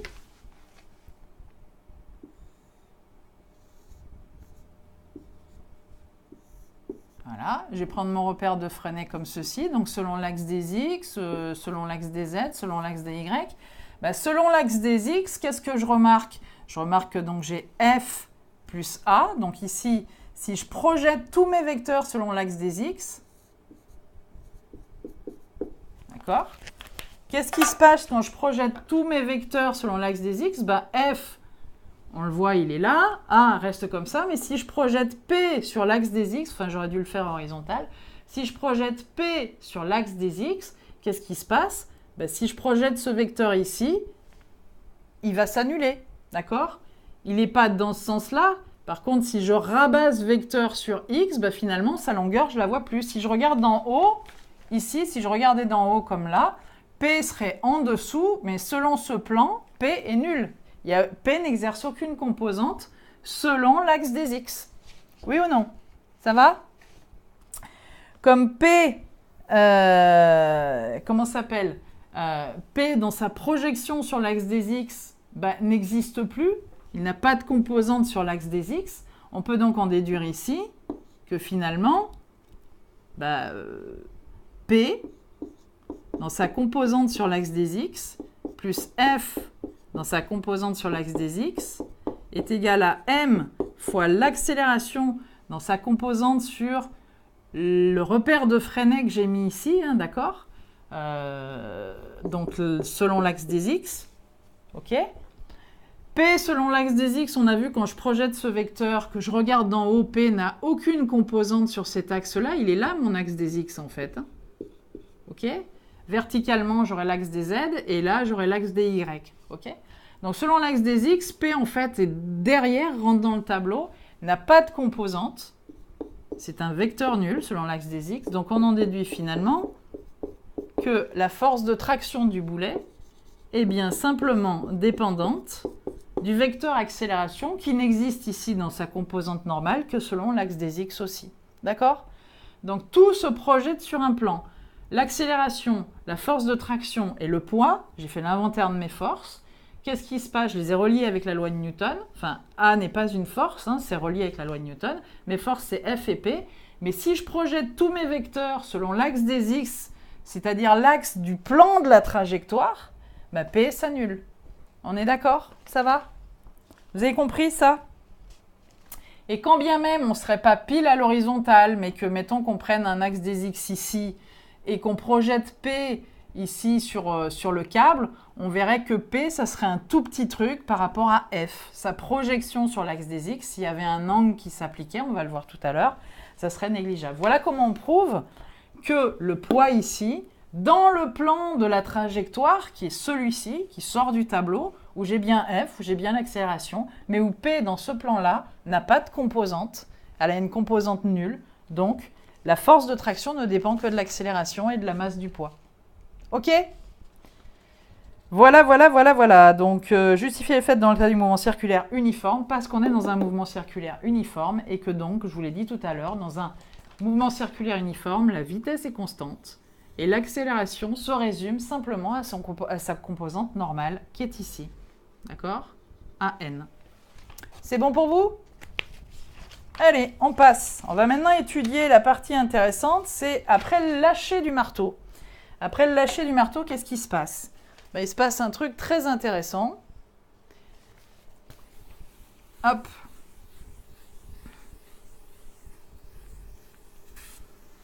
On est dans le champ de pesanteur. Tac. Donc là, on va carrément dessiner notre paire de Freinet, et puis on va estimer que ce mouvement, tout ça c'est indiqué dans l'énoncé, il se passe dans un plan. Donc la hauteur, en général en physique, on préfère utiliser Z. On montre bien qu'en physique, le Y ici ne nous intéresse pas, on suppose que le marteau, il bouge dans ce plan. J'ai mon athlète qui est là, et qui a lâché son marteau ici. Voilà. Là, je suis à 0 en distance. Donc ça, c'est la distance, ça, c'est la hauteur. Mon marteau, il se barre. Hop. Et il va retomber quelque part. Donc, on a bien une trajectoire qui se passe dans l'air, c'est-à-dire dans le champ de pesanteur de la Terre. Référentiel galiléen terrestre. Je mets mon repère de Freinet à l'endroit, je plante un pieu au milieu de l'athlète, le pauvre il va avoir mal, et donc je ne bouge pas, j'ai planté mon repère, et j'étudie le mouvement du centre de gravité de mon marteau. C'était au temps T1, au temps T2, au temps T3, peu importe, hein, on s'en fout. Et donc le centre de gravité va arriver à un moment donné jusqu'à un temps déterminé, qui sera un temps quelconque, où il va arriver à une distance X, ça sera la longueur du jet de son marteau. On verra après comment il est classé d'ailleurs. Le boulet du marteau est assimilé à un poids matériel de masse 4 kg. Donc la masse de G c'est 4 kg. Donc vérifiez toujours quand vous recopiez les données d'être dans les bonnes unités. On a des newtons par kilo, ouais, c'est bon, c'est des kilos. Si on vous avait donné des grammes, il aurait fallu tout de suite convertir en kilos. L'intensité de pesanteur, bon bah ça ok, 9,8 mètres par seconde carré, hein. L'intensité de pesanteur c'est une accélération. La vitesse initiale du boulet, V0, bah tiens on vous la donne, ça c'est sympa. On vous donne V0, la plupart du temps on vous la donnera. Hein. Donc là on était en G0 avec une vitesse V0. J'aurais pas dû faire dépasser, que j'aurais dû faire arriver là, c'est mieux. Et puis G1 je l'aurais fait ici, voilà. On a une vitesse V0. V0, donc elle vaut 26 mètres secondes. Et puis on vous dit l'angle d'envol, bien sûr, bah oui. Il se passe que quand on balance par rapport à l'horizontale, on a un angle ici alpha. Et cet angle alpha fait 45 degrés. Ok? Bien. Pour cette étude, alors on vous met même le diagramme et tout, donc il faut toujours faire pareil. Hein. Faut pas oublier qu'ici au départ, on a la hauteur à laquelle le boulet est lâché, qui est la hauteur de l'athlète plus la hauteur de sa main, etc. Et cette hauteur H, il la donne ou pas? Oui, 3 mètres. Donc faites bien votre schéma. Une fois que vous avez tout posé, votre schéma, vos angles, vous avez vérifié les unités, mètres seconde carré, kilo, mètre, bon c'est bon, on est bon d'un point de vue des unités. Si ce n'est pas des mètres, si ce n'est pas des kilos, si ce n'est pas des secondes, il faut convertir pour retrouver des mètres, des kilos, des secondes. Hein. Alpha, lui, il ne bouge pas. Bon, c'est parfait. Eh bien, on peut attaquer. Pour cette étude, on associe rien. On négligera dans cette partie les actions du câble et de la poignée sur le marteau. Donc, les actions du câble et de la poignée sur le marteau. On estime que le câble et la poignée du marteau qui se baladent avec le poids ici, avec le marteau, ils ne vont pas gêner, on les néglige, ils ne sont pas là, ils n'existent plus. D'accord ? La trajectoire décrite par le boulet dépend de la valeur V0 de la vitesse du boulet au moment de l'envol, de l'angle d'envol et de la hauteur H. D'accord.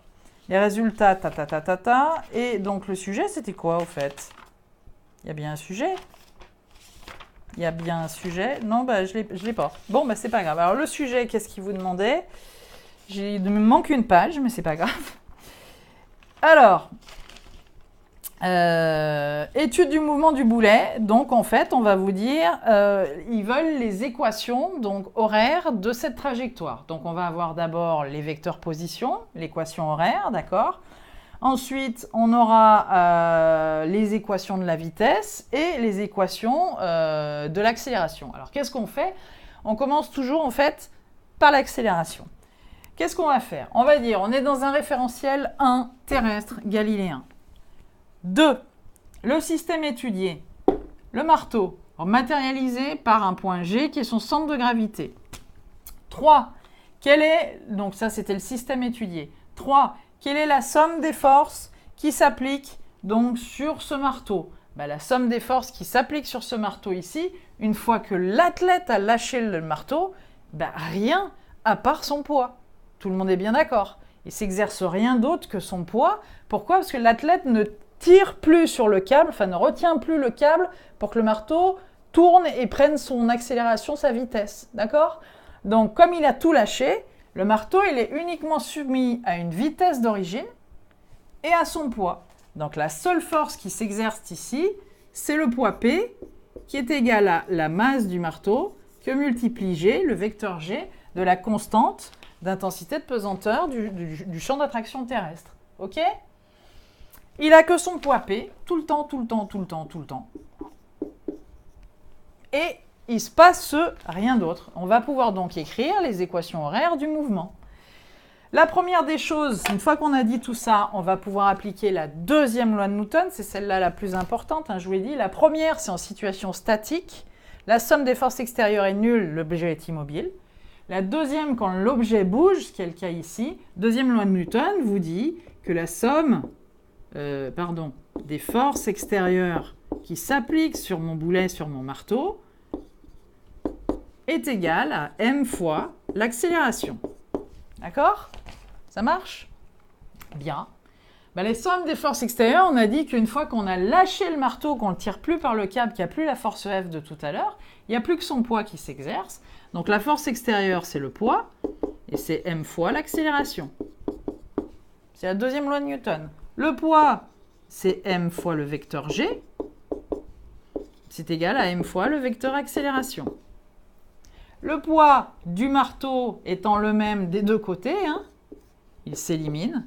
On en déduit ici que l'accélération de la trajectoire, l'accélération de cette trajectoire, c'est ni plus ni moins que le vecteur intensité de pesanteur du champ terrestre. Ici, la seule accélération que subit ce marteau, c'est celle du champ de pesanteur de la Terre. Et on a vu quoi? On va maintenant décomposer ce vecteur P, d'accord? On va décomposer tout ça. On va voir leurs composantes selon l'axe des X et selon l'axe des Z, d'accord? Leurs composantes, la projection de ce vecteur, le seul vecteur qu'on ait P, va être soit nul selon l'axe des X, soit avoir une certaine valeur selon l'axe des Z. On va pouvoir donc obtenir tout de suite que l'accélération, selon sa composante verticale ou horizontale, ça va être ça, puisqu'on vient de le déterminer.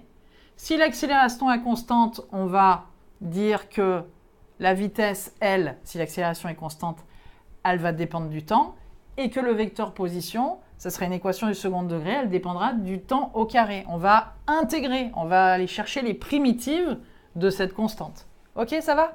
Allez, on y go. S'il y a un souci, vous m'arrêtez. Oui, non? Regardez pas la coiffure, j'ai pas eu le temps de sécher les cheveux, on dirait n'importe quoi aujourd'hui. Bon. Oui, mais messieurs, pas de commentaires. Voilà. Je vous entends faire des commentaires derrière, on n'est pas là pour faire des effets de coiffure, on est là pour réviser la physique. Je sais. Mais bon, il n'empêche que aujourd'hui, c'est pas terrible. Alors, je vais un petit peu plus... je l'ai effacé, c'est pas grave. Je vais un petit peu plus zoomer. Donc, je pars ici de ma hauteur H. J'ai donc une vitesse V0. Ici, j'ai 0. Ici, j'ai ma trajectoire. Et là, donc, j'ai G2, G1, G3, etc. Et c'est bon. Et là, j'ai G0. Et n'oublions pas qu'à la fin, j'ai mon alpha. Bien. Hop. Alors, on y va. On a donc déterminé que mon vecteur accélération, c'était ni plus ni moins que mon vecteur G, c'est-à-dire intensité constante, d'accord, du champ de pesanteur terrestre. Ici, alors je vais me placer en n'importe quoi, hein, tac, G4. J'ai mon poids P. Si je projette mon vecteur P selon l'axe des X, on est d'accord que mon vecteur P selon l'axe des X, il vaut 0. Si je le projette, j'arrive sur un point, un vecteur étant un mouvement, un point, ça veut dire que le vecteur est nul. Ici, ma composante Px, c'est un vecteur nul. Si par contre je projette P selon l'axe des Z, alors Pz, ici, mon vecteur Pz, ça sera mon vecteur P, c'est-à-dire M fois G. Et attention, Z étant dans ce sens et P dans ce sens, ça sera moins M fois G. Et après, selon Y, ça n'a pas trop l'intérêt de décomposer Y. Hein. Il y en a qui le font. On peut décomposer selon l'axe des Y, hein. Peu importe. Si j'avais cherché selon l'axe des Y, il n'y a pas de composante puisque je suis tout dans le point. Donc en général, on ne le fait pas. Bon, moi, je marque PZ. Vous auriez pu mettre Y ici. Je m'en fous. Vous auriez mis PY. C'est pas grave. On voit que mon vecteur P, il se décompose en une composante selon l'axe des X qui est nulle, puisque le vecteur arrive en un point, c'est un point sur l'axe des X, donc il n'y a plus de déplacement, il n'y a plus de vecteur. Par contre là, le vecteur ici aura une intensité, une norme qui serait égale à moins mg, c'est-à-dire moins m 4 kg fois 9,8, d'accord, puisqu'on est dirigé vers le bas. Donc j'ai décomposé mon poids P. Et on a dit donc ici, effectivement, que G, c'était mon accélération. Donc, si G, qui est aussi vers le bas, c'est l'accélération, ça veut dire que mon accélération ici, je vais pouvoir la décomposer de la manière suivante, toujours pareil, hein, puisque P, c'est aussi MA, c'est-à-dire que A est égal à G. Ce qui arrive à provoquer la force P ici, qui est le vecteur G, en fait, oula, il n'est pas bon celui-là. Mon accélération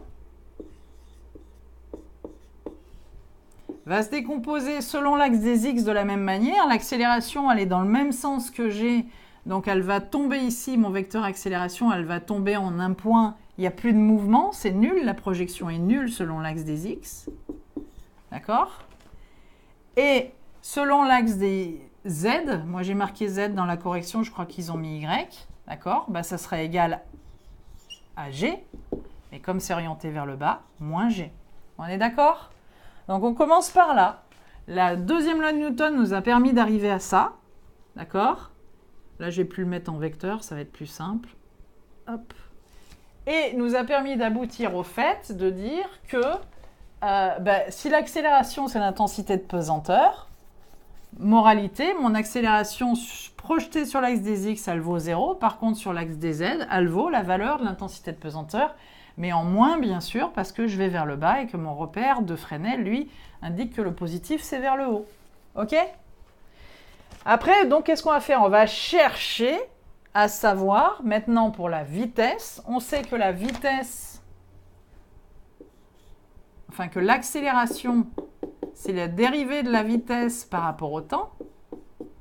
Donc ici, qu'est-ce que je vais faire? Je vais chercher quelle est la fonction qui, dérivée par rapport au temps, va me donner 0, pour avoir la composante de la vitesse selon l'axe des X. Quelle est la fonction qui, selon l'axe des Z, dérivée, va me donner moins G? On y va, hein. Mon vecteur V, qu'est-ce qui dérivé va me donner 0, pardon, ça veut dire que la composante Vx, ça va être une constante. On va l'appeler C1 par exemple. Si je dérive une constante par rapport au temps, ah ben là, il n'y a pas fonction du temps, je vais donc trouver 0, il n'y a pas de problème. Si je dérive une fonction où il y a t dedans, par exemple, moins g fois t, puisque je dérive par rapport à t tout le temps, hein, c'est pas un x, je vous ai dit ici, c'est le temps par rapport auquel on dérive. Si je m'amusais à dériver ça, hein, je cherche la primitive de moins g. La primitive de moins g, c'est moins g fois t. Hein. Si je dérive par rapport au temps, je garde que moins g, donc on est bon. Ça va? J'ai trouvé donc l'équation de mon vecteur vitesse au temps t. Hein. Ça marche? À n'importe quel temps. L'équation horaire de mon vecteur vitesse, selon l'axe des x, c'est une constante. Selon l'axe des z, c'est moins g fois t. On n'est donc pas ici dans un mouvement uniforme. Hein. La vitesse varie, on le voit bien ici, elle varie en fonction du temps. C'est ça qui est important. Comment trouver cette constante C1? C'est très simple. Hein. On sait que V0 vaut 26 mètres secondes. Donc V0 veut dire que la composante x du vecteur vitesse au temps 0 vaut V0. D'accord? Ici, V0 à t égale 0. V0 est égal à 26. Donc, comme V est constante selon l'axe des x dans sa projection axe des x, ça sera tout le temps égal, si elle est égale selon sa projection axe des x à 26 à t0, elle sera toujours, c'est une constante quel que soit le temps, sa projection selon x. Donc, ça veut dire ici que C1 est égal à 26. Ça va ou pas? La composante selon l'axe des x est constante.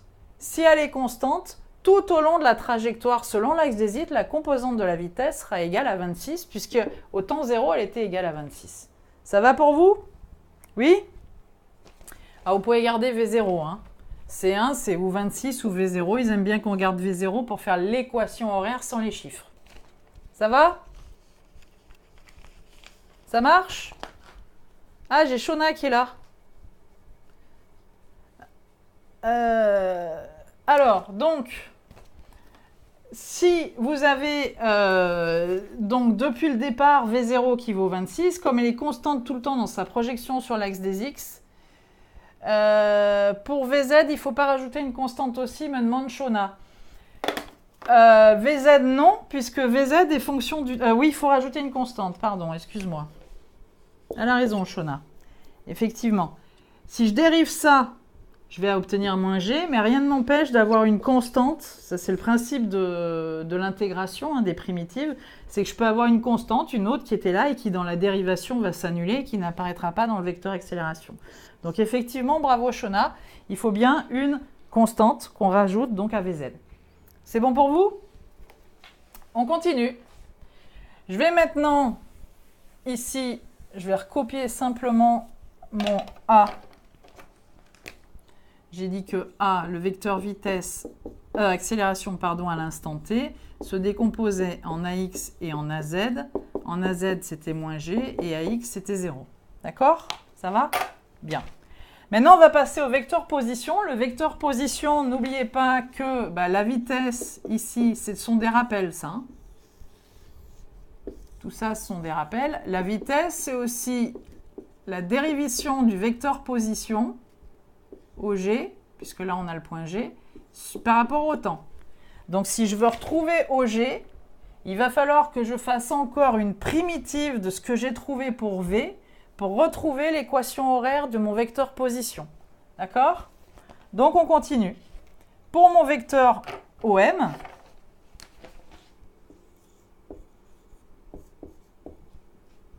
je vais donc dire que j'ai, là aussi, pour mon vecteur position, puisqu'il se passe, toute la trajectoire est dans ce plan, donc la composante Y ne m'intéresse pas ici, il ne se passe rien dans la composante Y.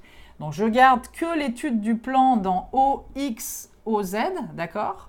Dans ce plan OX, OZ, c'est ça, avec les vecteurs orientés, les angles orientés.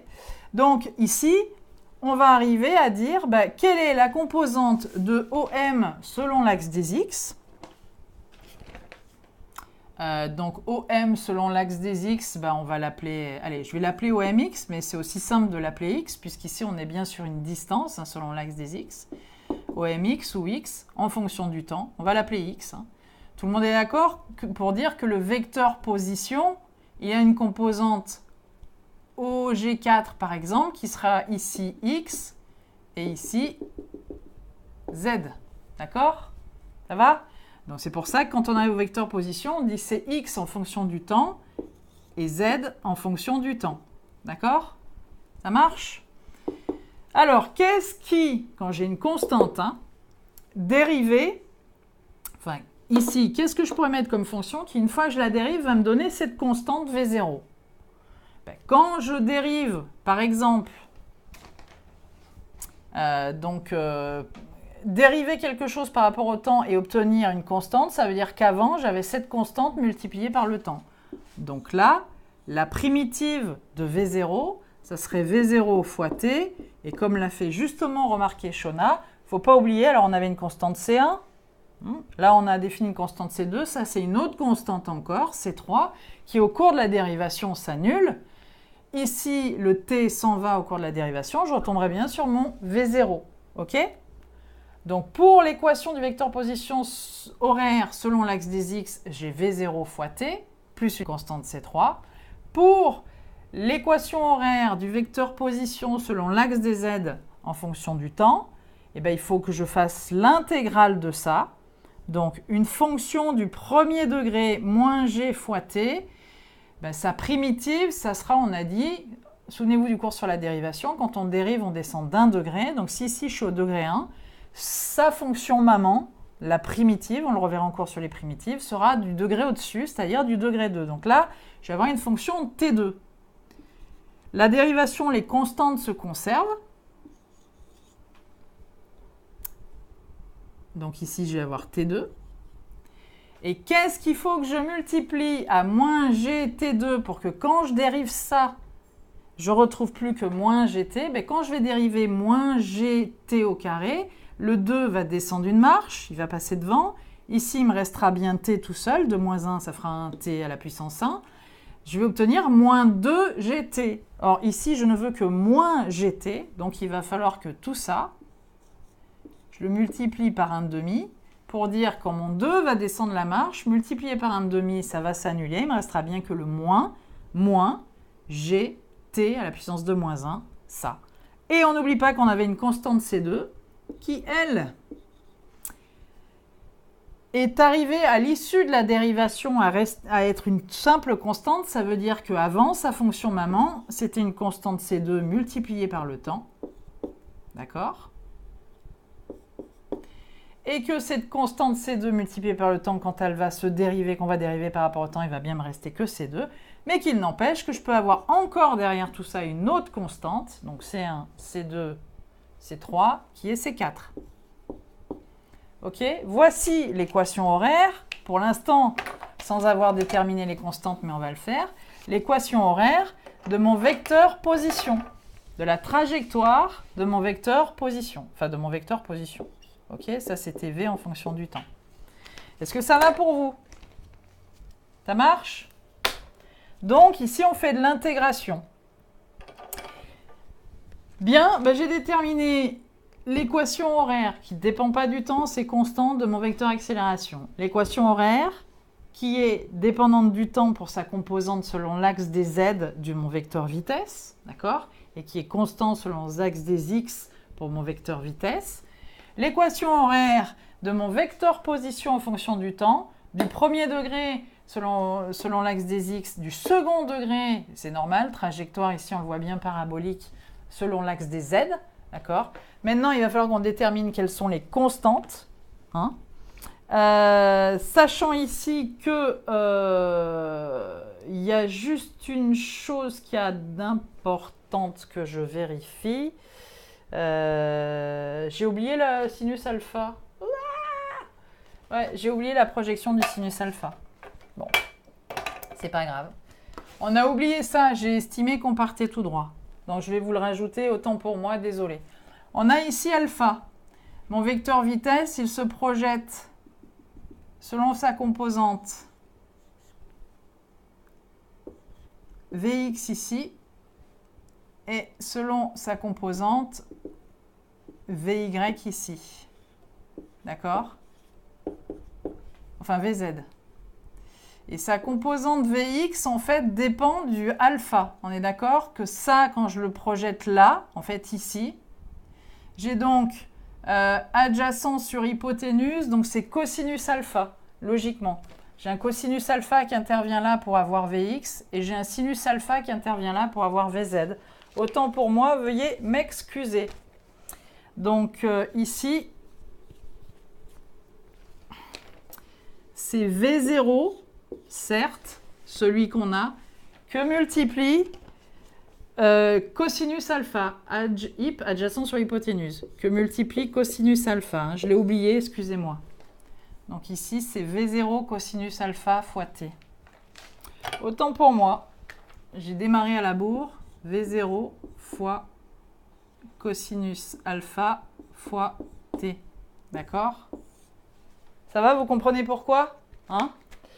Et ici, pour Vz, ben, on avait le sinus qui intervenait. La projection de V0 sur l'axe des Z faisait intervenir opposé sur hypoténuse. Donc le sinus, ici, c'était donc moins G sinus alpha fois T plus C2. C'est pas bien ce qu'elle a fait Pascal ce matin. Elle a oublié le sinus, évidemment, en route. Mais c'est bien, quand on fait des erreurs comme ça, on s'aperçoit que moins G fois sinus alpha que multiplie T, voilà, plus C2.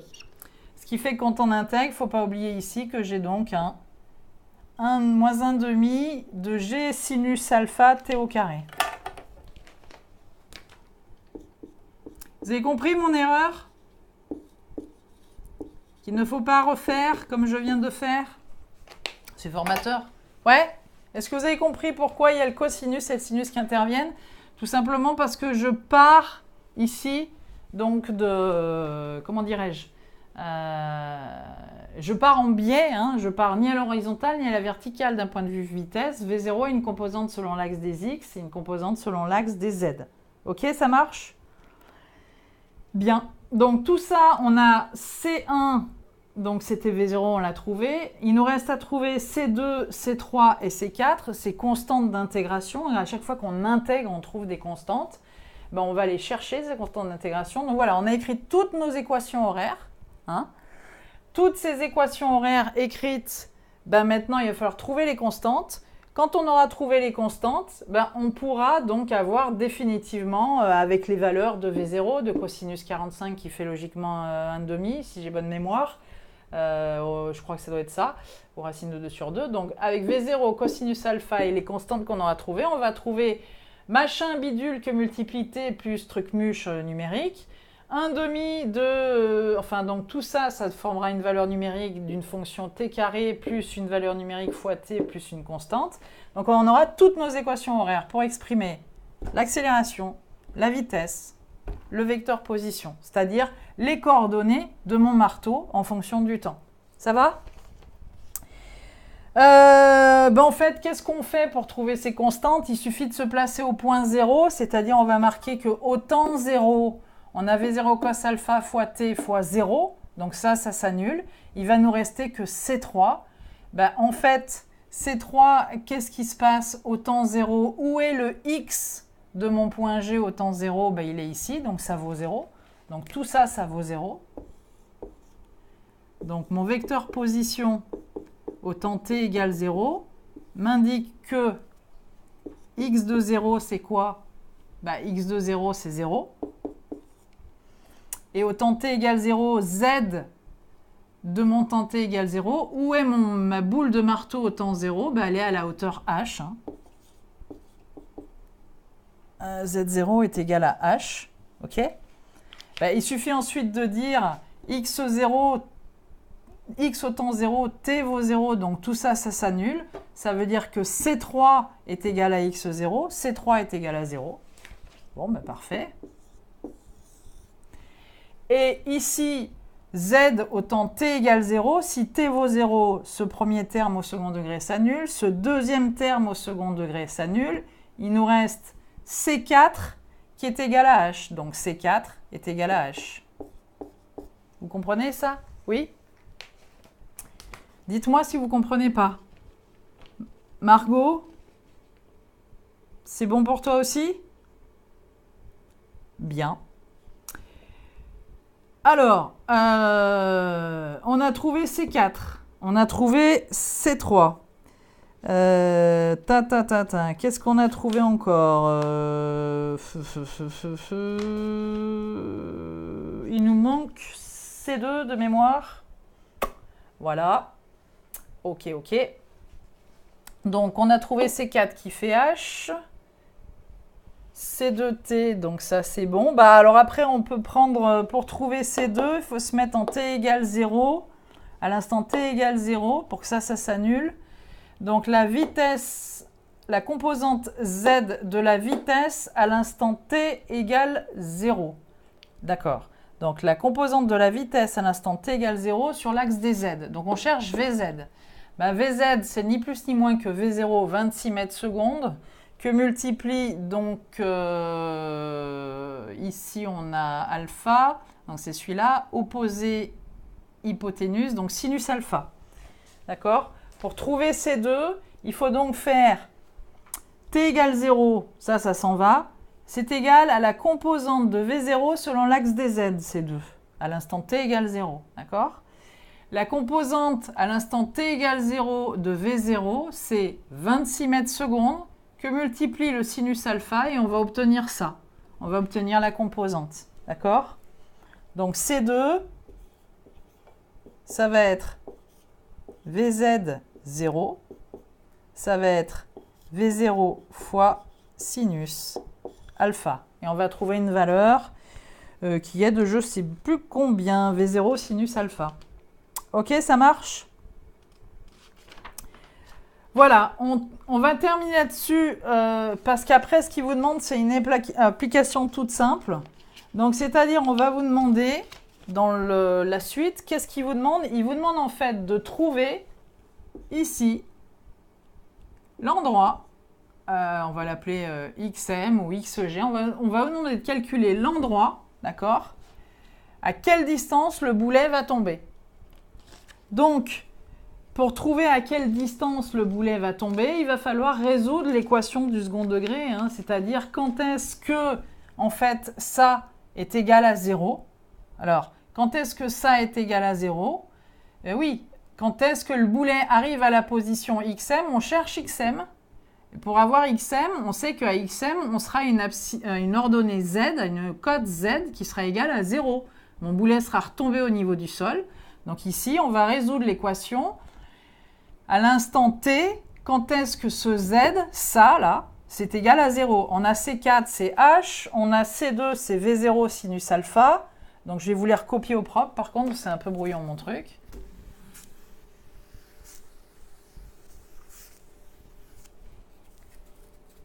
Hop. On a donc le vecteur position, c'est ça qui nous intéresse.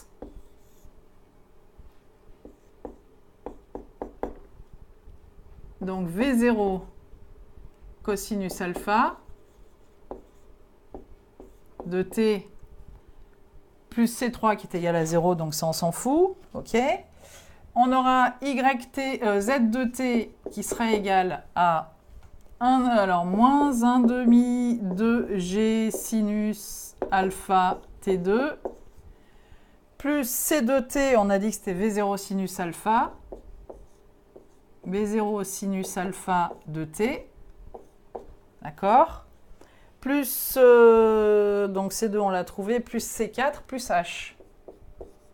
Ça, c'est mon équation donc, du vecteur position horaire. On veut savoir où tombe le boulet.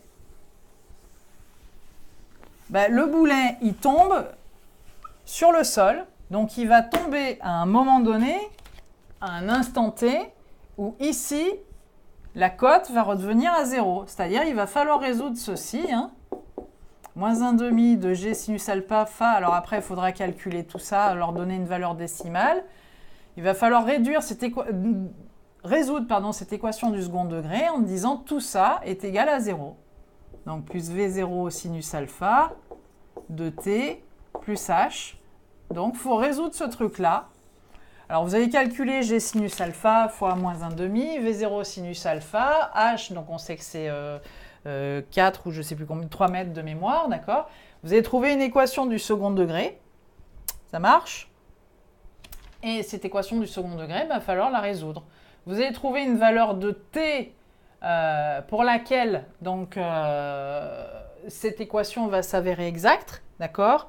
En général, donc, ils disent qu'il y a deux manières de le faire, hein, mais bon, vous allez trouver un temps t au-delà duquel donc, vous allez le retrouver à 0. Alors effectivement, vous avez le temps t0, ça c'est la première solution, puis vous aurez un autre temps, ce temps va être de temps de seconde, et donc ensuite, vous réinjecterez le temps trouvé dans cette formule-là, d'accord? Et en multipliant V0, vous connaissez 26 fois cos alpha cos de 45 fois le temps que vous aurez trouvé, vous obtiendrez le x, l'endroit, d'accord, sur le sol où le boulet va tomber. Ça marche? Ok? Voilà, voilà, voilà, voilà. Est-ce que vous avez compris? Et après, donc, qu'est-ce qui va se passer? Avec le tableau qu'on vous a donné, ils vont vous dire, voilà le classement des athlètes. Alors, un tel a lancé à 70 mètres, l'autre à 75 mètres. Comme vous aurez ici, logiquement, 71,86 mètres, vous le verrez dans la correction, vous pourrez dire que donc l'athlète ici serait classé à la 11e place. Voilà. OK? Ça marche pour vous? Bien. Alors, j'ai encore un petit peu dépassé, mais c'est pas grave. Il me reste 5 minutes. Alors, l'autre exercice, c'est exactement pareil, si ce n'est qu'on n'est plus dans un champ de pesanteur, mais dans un champ électrique. Donc ici, dans le champ électrique, on émet toujours l'hypothèse que le poids, la force du poids égale mg, d'accord? Et, comment dirais-je, la force du poids mg est négligeable parce que la masse de l'électron est négligeable. J'ai juste enlevé ça, je ne sais pas pourquoi c'est au milieu. Voilà. Bon, on vous donne le fait qu'il y a des débuts d'électrons en physique, qu'il y a eu des expériences, Thomson, machin, bidule, truc muche. Hein. On va abréger là-dessus. Et puis, donc, on vous dit, voilà, qu'est-ce qui se passe? Voici ce qu'on observe. On va faire rentrer entre deux plaques qui sont électriquement chargées. Donc ici, on a un canon à électrons, hein, juste avant. Ici, on a une source d'électrons, donc un canon d'électrons. Et entre deux plaques ici, donc une plaque P1 et une plaque P2, là, on a l'axe central entre ces deux plaques. On va bombarder des électrons qui vont sortir et on va observer, avec des techniques visuelles, on va observer comment cet électron donc, se comporte à l'intérieur de ces deux plaques qui sont chargées électriquement. Il y a une différence de potentiel entre les deux ici. Il y a une tension U qui est existante, d'accord? Une tension U d'un certain voltage, d'un certain nombre de volts qui est existante. Et l'électron donc, va rentrer là-dedans et on s'aperçoit que sa trajectoire va être la suivante. Voilà, comme ceci par exemple. Et puis là, il y a une plaque. En fait, c'est une plaque qu'on regardera comme ça. On verra l'impact de l'électron qui sera ici. Bon, ma trajectoire n'est pas bien terrible. La première question qu'on vous pose, alors cette première question, elle est importante effectivement, c'est de dire, ici, l'électron, on voit, c'est ce qu'on vous donne dans le sujet, il est dévié comme ceci. Donc, est-ce que vous pouvez justifier, du vecteur du champ électrique qui existe, et 2, de la force électrique qui s'exerce sur l'électron? Donc ici, la trajectoire de l'électron va tendance à être attirée par la plaque P1 à cause de l'effet d'une force ici. Donc quand on est dans un champ électrique, électrostatique, donc il y a une force électrostatique et cette force évidemment c'est celle qui dévie l'électron. Donc la force électrostatique va s'appliquer en tout point sur les électrons qui passent de cette manière. D'accord? On l'appelle FE. Donc elle s'applique dans tout le champ comme ceci, FE s'applique. Donc déjà, première question, il fallait que vous dessiniez cette force. La force est dans le sens de la déviation de la trajectoire de l'électron. Et ce qu'il faut juste savoir d'un point de vue électrostatique, c'est que dans ce champ électrostatique ici que vous avez, on sait que, donc effectivement c'est déjà perpendiculaire à la trajectoire des électrons, on sait que par contre le champ, il est inverse vectoriellement à la force. Donc ici, il faut que vous justifiez par le dessin, c'était le cas, votre champ électrique, enfin votre champ électromagnétique, ici, il est toujours dans l'autre sens de la force. Donc, retenez toujours, la force, c'est celle qui est dans le même sens que la déviation de l'électron. Le champ est toujours à l'inverse, d'accord, de la déviation de l'électron. Donc, le champ électrique, il est perpendiculaire aux deux plaques, tout comme la force, d'accord. Et on sait que ce qui relie les deux, c'est la relation suivante. C'est que la force électrostatique qui s'applique sur l'électron et qui le dévie, d'accord, est égale à moins la charge en coulomb d'un électron, donc ça doit être 1,610-29, je crois, en coulomb ou un truc comme ça, que multiplie le champ. C'est pour ça que force et champ sont toujours inversés vectoriellement. La force est dans le sens du déplacement, le champ est à l'inverse du déplacement. C'est ça qu'il fallait faire dans l'annexe de la copie, vous verrez dans ce que vous avez. Il fallait dessiner donc ces deux flèches et justifier pourquoi. D'accord? Ça va? Donc, le champ était dans ce sens, la force dans l'autre sens. Et après, on recommence. La seule chose qu'on vous dit ici dans ce type d'exercice, on refait exactement la même chose que ce qu'on vient de faire avec le champ de pesanteur. Simplement, mon électron, donc, il a son point G1 ici, G2 ici, G3 ici commence à être dévié, G4, G5, ainsi de suite, d'accord? Bien. Si je zoome sur mon électron représenté par son centre de gravité G, il y a deux forces qui exercent sur lui. Il a son poids, enfin je vais le faire d'une autre couleur, son poids P, d'accord, qui est égal à la masse de l'électron fois G, l'intensité du champ de pesanteur terrestre, 9,8 mètres par seconde carré. Et il est soumis, cet électron, en son centre de gravité G, à la force électrostatique qu'on vient de dessiner en vert, qui est dans ce sens. OK? Dans le référentiel terrestre galiléen, qui est constitué de ma boîte ici, mettons que la boîte soit posée sur une table, peu importe, ou que ça soit la sortie du canon. Je peux donc, référentiel terrestre, donc galiléen, je peux déterminer 3 axes d'étude avec mon repère de Freinet, un axe X, allez, celui-là on va l'appeler Y pour être sympa, puis celui-là on va l'appeler Z, pourquoi pas si on veut, ici. Et je vais pouvoir étudier dans ce référentiel terrestre galiléen, qui est une boîte fixe immobile posée sur une table, la trajectoire du point G de mon électron, d'accord, et à chaque instant, d'accord, du mouvement. Donc G1 à l'instant T, T1, G2 à l'instant T2, G3 à l'instant T3, G4 à l'instant T4. Ici, on aurait G0, et puis souvent, G0, on va vous indiquer, est-ce que c'était le cas ici? Il y avait une vitesse V0. Oui, alors la vitesse V0, là, ils étaient sympas, ils vous l'avaient faite ici. Ils vous l'avaient faite horizontalement selon l'axe des X. Finalement, en fait, le vecteur V0 n'avait qu'une seule composante selon l'axe des X. V0 selon l'axe des Y, il valait 0. D'accord? Et on recommence.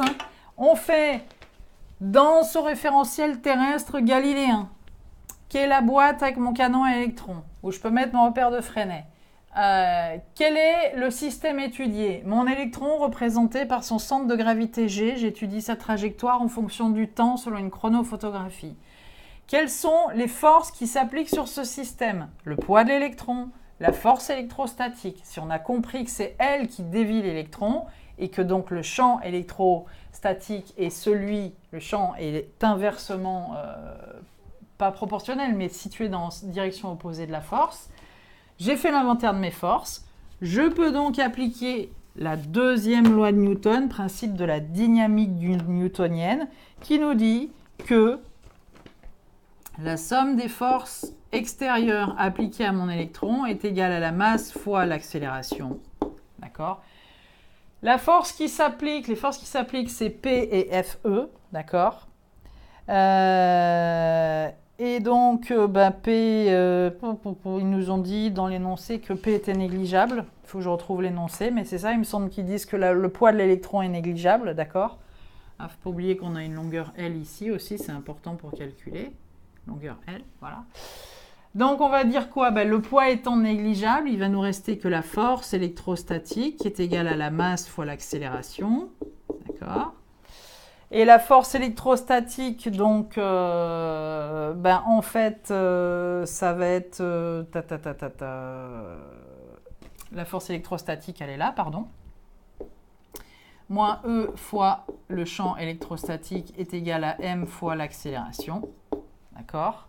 On l'a marqué ici. Donc ça, c'est la valeur, la charge en coulomb d'un électron. Et donc, on en déduira que le vecteur accélération, c'est égal à ça. Je prends le m, je le passe en diviseur de l'autre côté. Donc ça sera moins la charge d'un électron sur la masse de l'électron que multiplie le champ électrostatique. Je pars de ça et je vais décomposer mon accélération selon l'axe des x, 0, selon l'axe des y, ça. Comme E est dirigé vers le bas, donc j'aurai moins ça fois un truc E qui est négatif. Donc je vais obtenir finalement cette fois des équations horaires qui seront en fonction de ce machin-là. Voilà. À chaque fois, ça va apparaître dans les coefficients de mon T, de mon T2, de mon équation horaire. Et vous le verrez, donc tout est décliné dans l'énoncé. Voilà. Après, il suffit de suivre le corrigé, pardon, où tout est assez bien expliqué quand même. C'est pour ça que je vous ai mis celui-là. Mais on retombe dans l'exercice de tout à l'heure. La seule chose qui change, c'est qu'on n'est plus... On dit que le poids, la masse de l'électron étant négligeable, il n'y a que cette force qui s'applique en fait sur l'électron. Et on sait que la force électrostatique, c'est moins E que multiplie la valeur de l'intensité du champ. Et ensuite, donc, en enlevant la masse, on peut partir du vecteur accélération, intégrer pour passer au vecteur vitesse, intégrer encore une fois pour passer au vecteur position. On aura des équations là encore en T2. On n'aura pas de cos alpha, puisqu'au départ, V0 n'a pas d'angle avec l'axe des x, notamment, de mon repère de Freinet. Donc vous verrez comment s'écrivent les équations horaires et qu'est-ce qu'on peut vous faire calculer après. Mais si vous avez déjà posé ça, vous savez intégrer ensuite pour passer de A à V, puis de V au vecteur position, alors vous saurez faire n'importe quel exercice avec les lois de Newton. Voilà. J'espère que je ne vous ai pas perdu en route. Est-ce que tout le monde est là? Encore? Je vois qu'ici, j'ai encore Margot qui est là. Qui c'est qui me reste encore ici? Je vais regarder. Est-ce que tout le monde est là? Bon. En tout cas, dites-moi si ça vous a été utile. Le replay, comme d'habitude, je vais vous le mettre d'ici 1 heure sur la plateforme. Voilà tous les types d'exercices que vous pouvez faire avec Newtons. Donc, des calculs de trajectoire avec des échelles, calculer les vecteurs vitesse, les vecteurs machin comme on l'a fait au début avec l'ascenseur à bateau. Dans un champ de pesanteur, vous avez pu voir comment ça se passe. Dans un champ électrique, vous avez pu voir comment ça se passe. Ce qui change dans le champ électrique, c'est de bien comprendre que la force qui s'applique, c'est celle-ci et que c'est moins le champ. Donc, à chaque fois, vous trimballerez un truc comme ça dans vos équations. Après, selon qu'il y a un angle au départ ou pas un angle, tout à l'heure, il y avait un angle, là, il n'y avait pas d'angle, vous aurez un alpha qui intervient avec son sinus, son cosinus. Et puis ensuite, une fois que vous avez les équations horaires, vous pouvez calculer la position de votre électron à n'importe quel moment. Au temps t égale 22, peu importe, vous pouvez calculer tout ça. Voilà, j'espère que ça vous aura été utile. On a terminé avec les lois de Newton. Donc à partir de là, je vous souhaite un bon dimanche de fête des mamans. Et je vous mets tout ça en replay tout à l'heure. Et si vous avez des questions, n'hésitez pas. Même après le cours, vous pouvez les poser dans la zone de commentaires. Ils sont sous la vidéo que je vous mettrai en replay, dans la formation Révise ton bac et à l'onglet Fit TD6 exercice. Voilà, vous posez des questions dans les commentaires. Ça arrive directement chez nous, on vous répond. Allez, bye bye, à bientôt. À plus pour certains, peut-être ce soir en maths. Et puis, passez un bon dimanche de fête des mamans. Ciao, ciao.